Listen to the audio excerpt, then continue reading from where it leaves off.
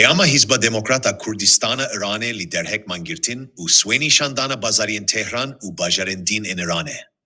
Roja yekşemî heftê beframbare kasîbkarên bazara mêzîna Tehranê bo nîşandana nêrîzayetiya Swê li hember bilindbûna jiyas derketiya nirsan û daketina eçeba nirsa tûmen li hember dolar de bazar daxistin û dest bi xwe nîşandanê kirin.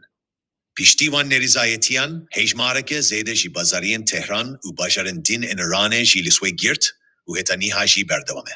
Enflasyona jî asterketî û bilindbûna gelek zêdeya nirxan û dijwariya ciyanê, pesîra xelkê bêzarbûyê Îranê girtiye û ev yekem çarnî ku xelk têne ser şekaman û nêrîzayetiya Swê bî awayekî medenî didin suya. Lê rejîma İslamiya Îranê bî cihê çareserkirîna van mijaran her çare bî hovanetirîn şewazê bersîva daxwaziyên selkê daye û bî tuntirîn şewazê tepeserkirîne. Ne şarezayî, ne berpirsatî û talankirîna daraya xelkê û serçkirîna vê bo armançên dîje miroviyên deşilatarên rejîmê, ji aliyek û diziya ciyas derketî ji aliyê mafyayan û karbidestên komara İslamî ji aliyê din ve.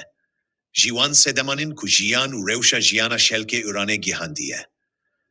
Konaseke ku şiyana dabinkirîna destpêkîtirîn hewcehiyên ciyanê jî bo malbatên Swênînin. Hizba Demokrata Kurdistan'a Iranê li ser vê baveriyê ye ku pirsgirêkên pengûrî yên civaka nîhaya Iranê bî tenê bî pirsên aborî bî dawî nabe. û ev yek berî her tiştî nîşaneya keyraneke siyasî ye ku ji salên mêcve pesîra xelkê girtiye û heta demeke ku ev rejîma li ser kar be.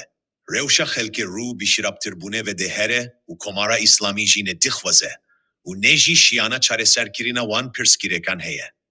Hizba Demokrata Kurdistan'a Iranê tevî piştevanîkirin li vê şîpelanuya nêrîzayetiyan û Swênî Şandanên bazariyan û xelkê bêzarbûyê Îranê li ser vê baveriyê ye.